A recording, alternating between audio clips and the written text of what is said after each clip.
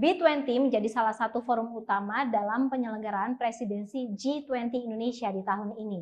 Dalam forum ini diharapkan terdapat sejumlah rekomendasi dan juga komitmen dari para pengusaha dan organisasi bisnis untuk menangani permasalahan global saat ini. Lantas apa saja output yang dapat diharapkan dari forum B20 Summit? Saya akan membahasnya dengan Chairman of B20 Summit, Ibu Shinta Kamdani. Bu Shinta, let's start the first question. There are many well-known speakers at the B20 Summit this year. So what will be the criteria for them to be the main speaker in this summit? No, basically, this summit represents a diversity of many speakers from different backgrounds.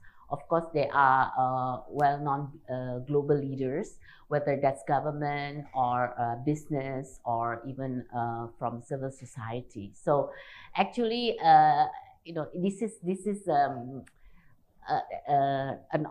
forum in which we really engage with many different stakeholders.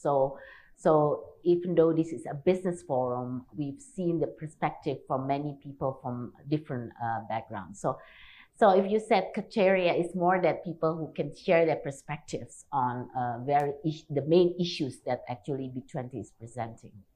Okay. How big is the role of B20 in pushing the issue about equality and woman empowerment? Well, as you know, one of the three of our breakthrough policies comes from the inclusion side, which is including MSME, women, and other vulnerable groups. So women empowerment is a big highlight issue in our presidency this year. We have a special action council called the Women in Business, and this is why we drive the issues of women entrepreneurship, gender equality in the workplace, safe environment, women. So I think women leadership are very much apparent, and I think having to have equal participation women is also crucial important. So yes, the answer is women empowerment is a very big part of the issues that we are presenting in our presidency. There are also another main topic in this B20 summit, including the energy transition and also the one purpose for Indonesia to be one of the country with net zero emission in 2060.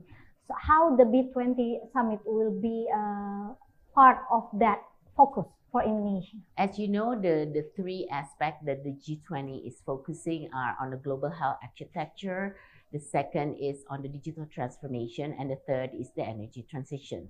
So we are very much aligning with what the G20 focus are.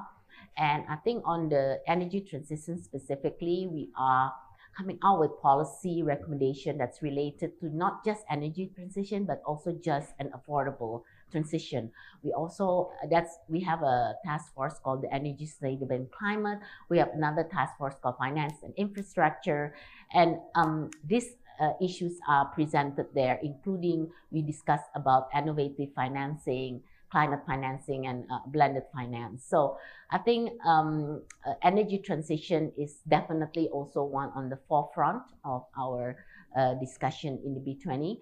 We have also legacies. So this year is not just about the policy, but we also have legacy program, which is outcome that are more ongoing, that long-lasting beyond Indonesia presidency. So in the women's side, we have the OGW, the One Global Women Empowerment. On the energy transition side, we also have what we call the Carbon Center Market of Excellence. And I think the Carbon Center of Excellence is also providing a knowledge hub and practice hub for businesses who are really looking into understanding more about the carbon market, about carbon credit, and so forth. And this is something that we really drive through a commitment from also different companies from different countries. So this year we are putting it into the policy recommendation, policy actions, and also the legacy. Okay, so there is three main focus for the presidency G20 this year, right? B20 is the main forum, part of the G20. which sector that, according from your perspective, will be the one that will be implemented soon in the near future? You mean in the three? Yeah, I think all three. So all our legacy involve all three. So we have like I mentioned, the Carbon Center of Excellence. We have the OGV.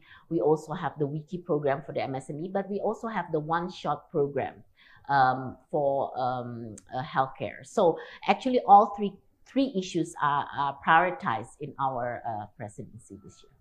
As the conclusion, Bu Shinta, what will be the main output from this B20 summit?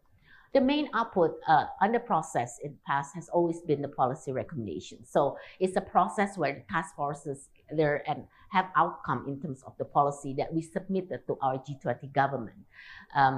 Tomorrow we'll have a communique already, so we have a consensus in terms of the policy that's being put forward. But we have about 25 policy recommendations and 68 policy actions, and it's all driven through the KPI as well, because we wanted to ensure that this policy can actually be implemented. So we have KPI, we have targets, and also it's aligning with the SDG. But like I mentioned, the legacy is also the outcome of the B20 this year. And the legacy, besides the 4 main legacy, we also have outcome from the task forces, like the inclusive closed loop from the trade investment. We also have the outcome from like the future of work and education on apprenticeship. And so we have many outcome, the blended finance for energy transition mechanism. So many outcome from the task force as well. This is all really actionable outcome from the B20. Okay, thank you so much for your time, Bu Shinta Kamdani, Chairman of B20 Summit, for this nice discussion. Dan demikian tadi wawancara saya dengan Ibu Shinta Kamdani, Chairman of B20 Summit. Terima kasih dan sampai jumpa.